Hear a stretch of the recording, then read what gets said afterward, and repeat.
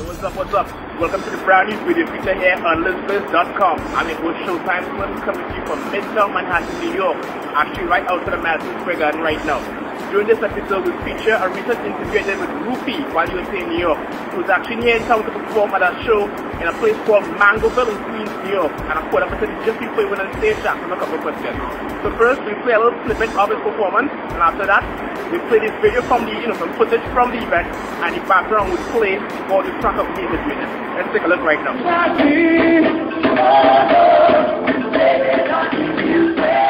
You sound so beautiful, everybody sing that it is not easy.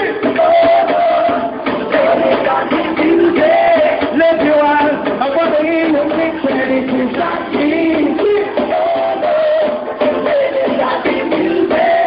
Everybody sing it out right now, sing what it is not easy. It's not me. What? Everybody take a bounce, take a bounce, take a bounce, take a bounce now.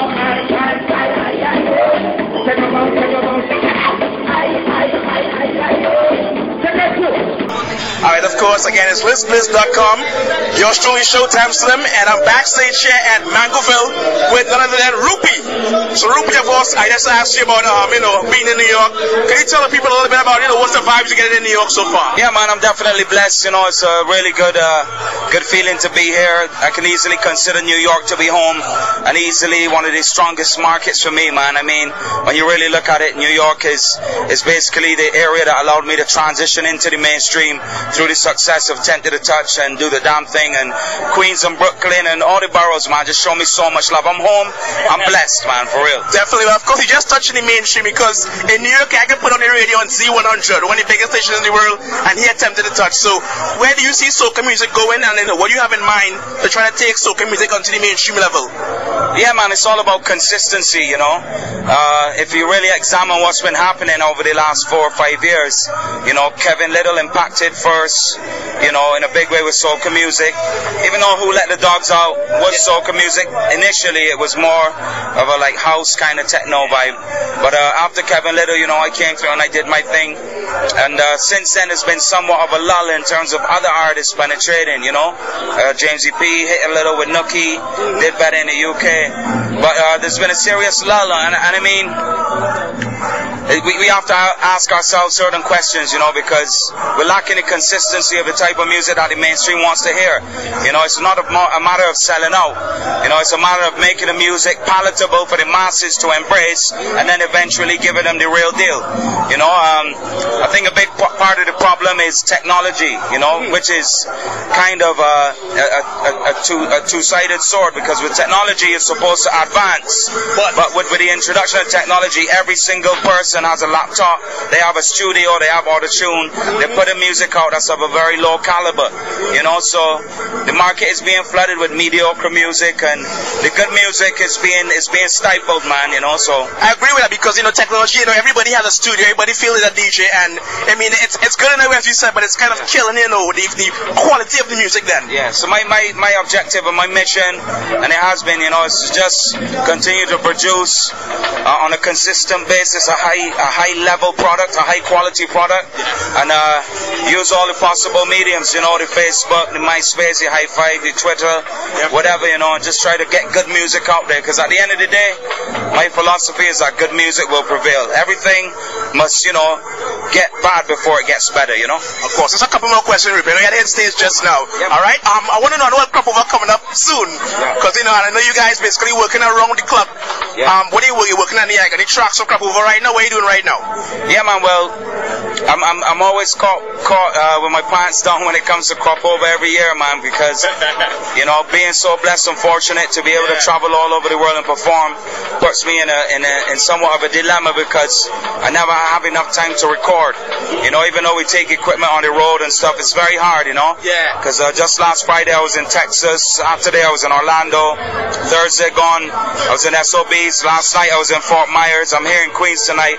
So crop overs basically started already. So I have to get home now and try to record. All these places you hit in 1 week alone, Rupee. I mean, I know you're played all over the world so far. Like, tell me somebody, you know, somebody vibes, I mean, they get when they go to different countries in Europe and stuff like that. What's the vibe they getting across there? Yeah, man, whenever I ask this question, I always never fail to mention Japan. You know, Japan has shown Rupee a lot of love, moved a lot of units in terms of albums out there. It's just an absolutely phenomenal experience. You know, you hear people generically saying, oh, we're big in Japan, and, you know, but literally, you know, I've experienced it firsthand, performing to sold out venues where people don't even speak English, but they know your songs word for word. Wow. Every single song back to back, and they're waving and standing up for hours, signing autographs, you know, just crazy love. And then, you know, certainly France. I went to France to do a performance under the Eiffel Tower. Yeah, man, it was 150,000 people. Natalie and Bruglia, Black Eyed Peas, I think Alicia Keys was on the show, a lot of big Maroon 5, and I was the only little soca act out of the Caribbean coming to represent, because I get a lot of love in France and Europe too. And that's good, because I mean, a big name like you being out there with, I mean, all these Grammy Award winners, and you representing soca, that's very good, you know what I'm saying? Yeah, King, it was just absolutely phenomenal. So those territories stand out, and they're definitely territories I love to visit in terms of giving a unique twist. But at the end of the day, there's no place like home, like in the Caribbean or here in New York, you know, Miami, you know. And once again, it's LizBliss.com, yours truly, Showtime Slim, backstage here at Mangoville in Queens, New York, with none other than Rupee, Beijing superstar, you know, worldwide superstar. You know, Rupee, your man just stay so humble and so cool, always approachable. Oh, thank you, man. I mean,